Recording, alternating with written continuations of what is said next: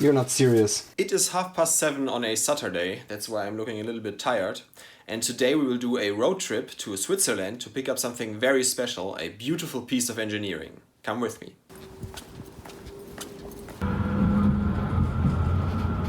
I've picked up my car from the car rental, but before we can make our way to Switzerland, I first have to get something else. I've just picked up some beer because, believe it or not, this is the currency I will use to pay for the equipment I'm getting in Switzerland. So I've picked everything up here, so now it's time for a 4 or 5 hour drive back home.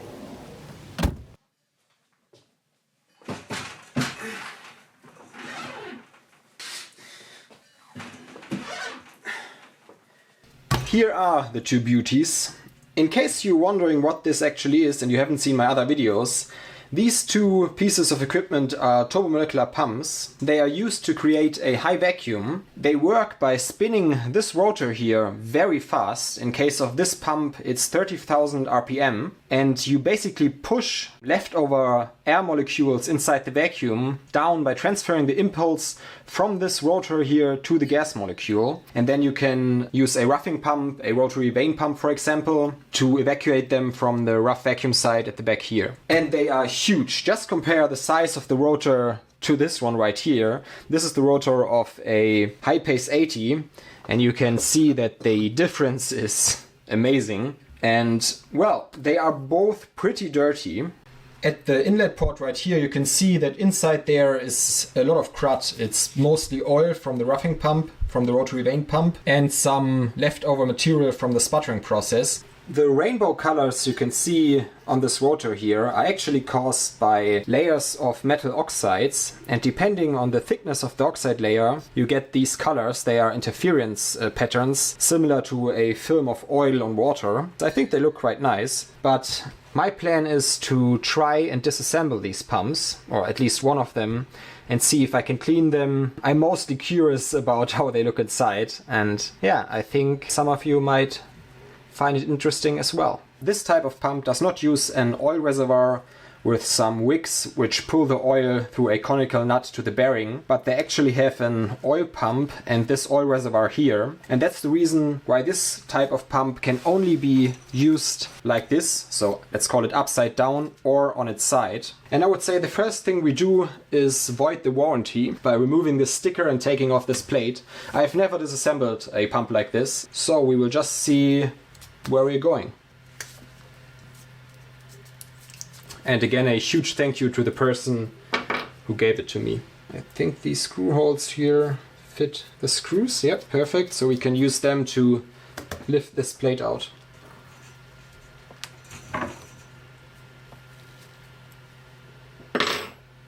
I'm debating on how to disassemble this further. I think I will put the plate back on and remove these screws right here, and I think then I should be able to lift the housing, but we will see. I think that's the exciting part about disassembling something you have never disassembled before, because you have basically no idea what you're doing.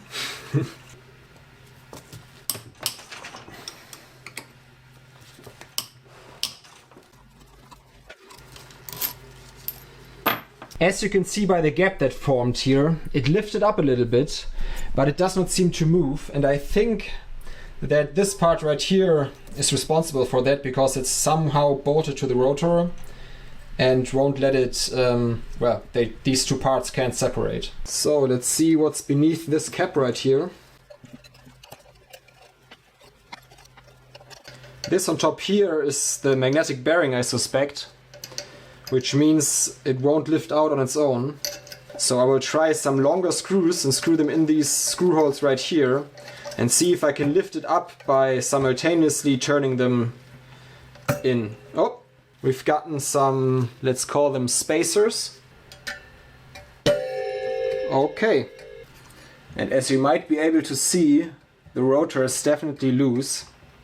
Maybe it was the wrong way around. Maybe I should have loosened the nut at the shaft.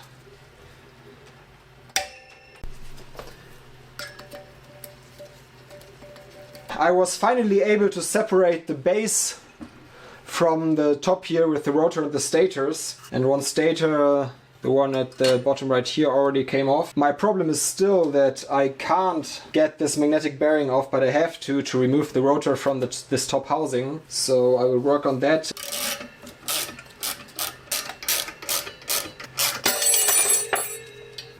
Now okay, I've gotten the magnetic bearing one step closer to loosening. And one thing I should note is that I should have used these metal spacers here when screwing the screws in, because I somewhat mangled up the surface of this piece right here. It shouldn't be a problem for running this pump because this part doesn't move, so I'm not terribly worried about throwing off balance or something like that. Yeah, perfect. Oh, by the way, I'm absolutely certain I did this the wrong way around, because if I pull this bearing up, I'm pretty sure that the rotors are pushing against the stators, so... And here you can see the magnetic bearing on top with the crash bearing inside. And now we should be able to pull the rotor out.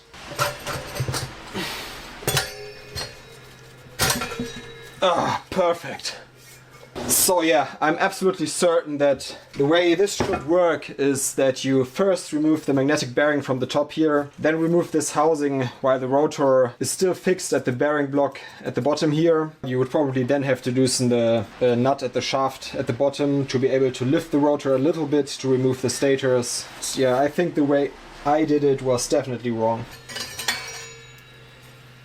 The first stator, oh interesting, they have these alignment pins here and they just fit together like this. Then comes the first centering ring.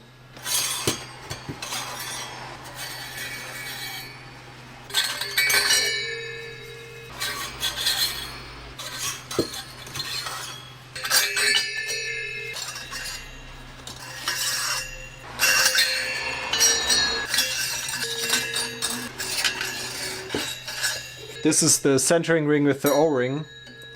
I'm actually not sure what it does. As you may have seen when I disassembled the pump, is that the rotor is relatively clean, but there is some dirt. But the stators are pretty dirty. You can probably see it on camera and on my gloves. So I will first clean all the stators and the centering rings here, and I will also try to get some of this deposited material off here, and I will also try to clean up the surfaces here inside the housing. It's not needed basically, but I think it looks neat. You can also see here the location where I damaged the metal a little bit by using the screws without these shims here. So if you ever do that, make sure you're not turning the screw on the bare aluminum. So I will just clean that up, and I don't think it will be any problem.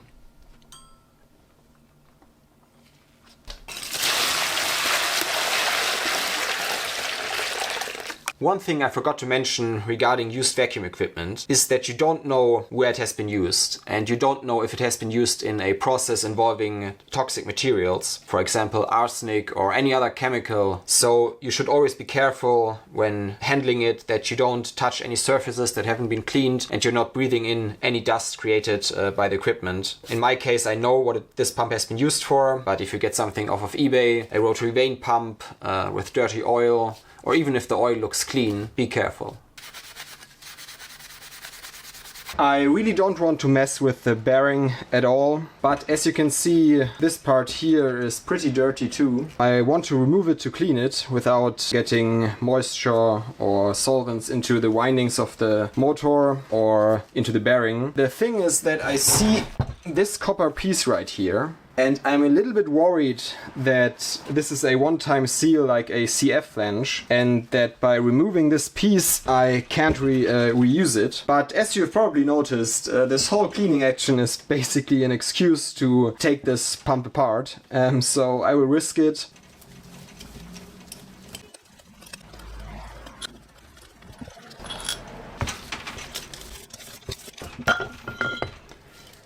What I thought could be a copper seal is actually a pipe that cools this lower part here, which is interesting. Basically the motor with the molecular drag stage. I don't think I will disassemble this part here any further. Okay, who am I trying to fool here? I think I will take this part apart also, at least the oil pump mechanism, because I really want to know how it works. This pump does not have a, I don't know what you would call it, a passive oil system. As far as I know, this thing here circulates oil through the bearing actively. This is the reservoir which is filled with oil. So there is an electrical connection here leading to the oil reservoir. I'm pretty certain that there's an electrical pump in here which circulates the oil. This just seems to be an opening to the circuitry. I thought maybe that you could see the impeller or something like that inside. This is just a filter mesh. I'm actually not sure how one would get in there. Well, I don't want to risk breaking anything, so I don't think I will attempt to disassemble this any further. I'm not entirely certain. As I've said in my other turbomolecular pump video, I'm not an engineer, I'm not a pro, I'm not an expert in turbomolecular pumps. I just love industrial equipment and I love taking it apart and trying to understand how it works. So this is just my guess how this oiling system works. If you know any better, just let me know in the comments. I'm very grateful for any exchange and for learning something new. So the way I think this oiling mechanism works is that the pump here is filled with oil, the reservoir, and the pump inside this body pumps the oil either through this one or the other opening, I'm not sure which one, which then means that the oil enters the base at one of these two ports. I think it's the smaller one, and after that it exits through this hole right here with the O-ring. And as you have seen when I took this pump apart, this base plate here sits on there just like that, and this hole in the base plate aligns with this hole with the O-ring. The oil that flows out of this hole here then enters this port and it is connected to the inside of this part via a small opening. This here was the part that held the conical nut, or basically the conical nut was inside, and the conical nut is connected to the shaft and the shaft is connected to the bearing. So the oil then flows through this channel, and there was actually this tiny hook inside this hole here. It's not a tube, it's basically just a piece of wire. I think it's just there to restrict the flow somewhat. I'm not entirely sure, but I think that's the purpose. The oil flows through this opening here, which is connected to this hole here, which then can lubricate the conical nut and the bearing, and after the oil flows in the bearing there is a return path, and that's why I think it's the small opening where the oil enters and the large one where it exits. The return path here leads to the bearing. You can basically,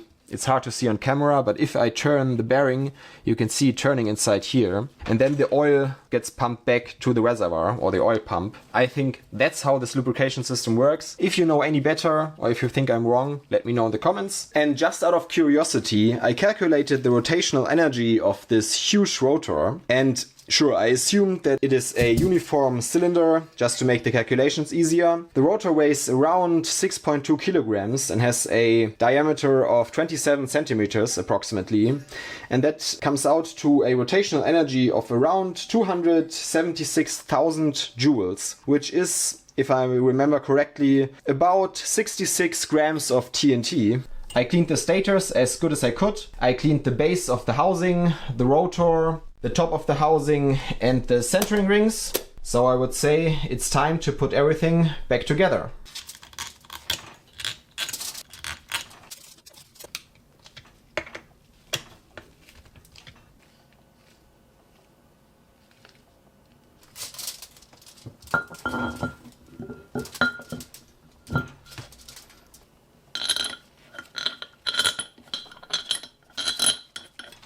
If you're wondering about the torque specification of all of these bolts, the larger ones have a torque of approximately, and the smaller ones have a torque specification of, it's of course a joke, normally you should know what the torque is and use a torque wrench. Next is what I call the molecular drag stage. I'm actually not certain what it is, because I don't see a way for gas molecules to enter or to exit. Yeah, I'm a little bit clueless what this actually is. There is a matching piece at the bottom of the rotor. So yeah, please, if you know, let me know in the comments.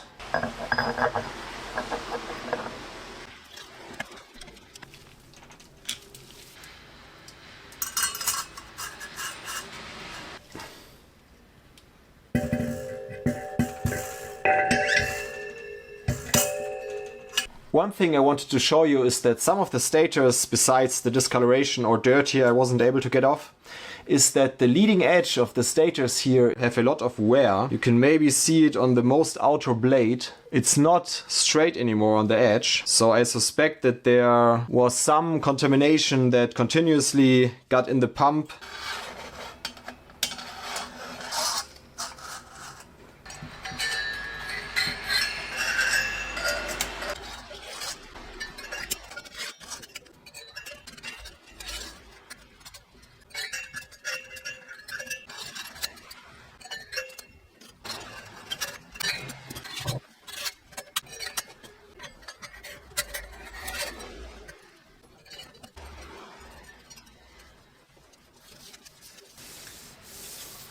With all the stators and centering rings installed, I think I will now put on the outer housing here and then try to install the conical nut on the shaft.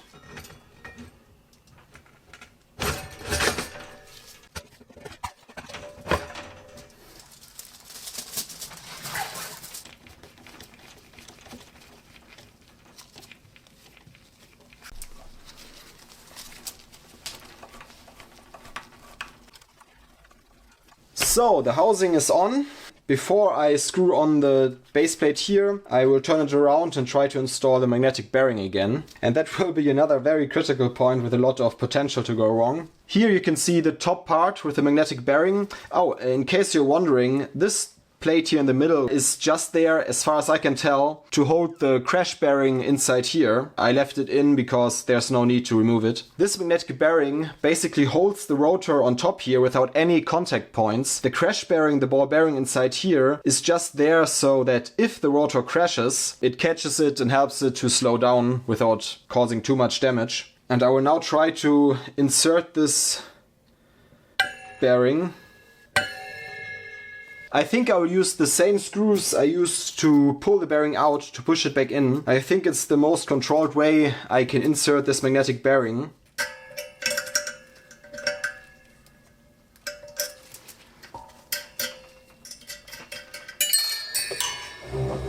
You're not serious.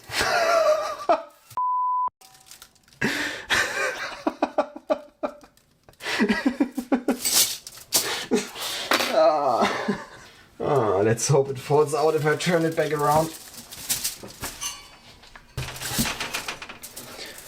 I got it. Okay. The problem is that the focus point of the camera is right on top of the turbomolecular pump. It fell out again. I'm not going to show it to you again. I will just keep on screwing these nuts down.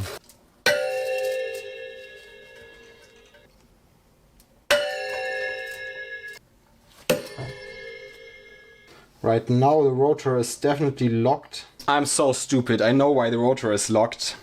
I already placed them right here next to the pump because I thought, man, I will forget them if I don't put them there. And of course I forgot them before pulling the bearing all the way in. I'm so sorry for all the Pfeiffer technicians having to watch this.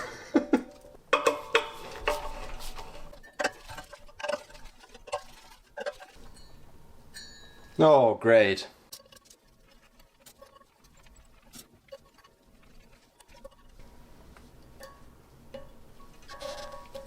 You can see that the rotor freely spins, which is great news. Before I can close this bottom part here off, I will tighten the nut on the shaft. Before I can put in the base plate, I first have to assemble this part right here, which I have explained earlier. So don't forget the tiny metal hook here. And make sure that this oil channel here is aligned with this hole in this bottom part.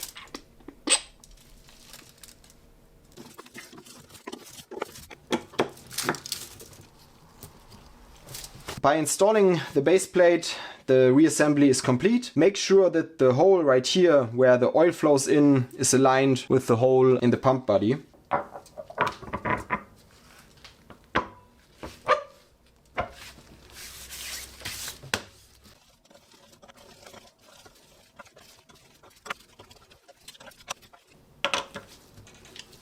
And you can see that the rotor spins completely freely, which means I think I have been successful. To end this video, I at least want to turn this pump on for a few seconds at atmospheric pressure. If you remember what I said in the video before, you're not supposed to use the pump in this orientation, but I don't think it will hurt if I turn it on for 1 or 2 seconds just to see how it speeds up, and I think it will be a nice ending for the video. Before you see the pump spinning up for the first time, let me know what you think about this. It makes no sense at all, but I think it would be very cool to see how fast I can pump down my chamber with a turbomolecular pump basically the same size. I would first have to make an adapter flange from the ISO 250 to the ISO 320 flange of my chamber. But yeah, let me know in the comments if you would like to see that. Other than that, thank you a lot for watching.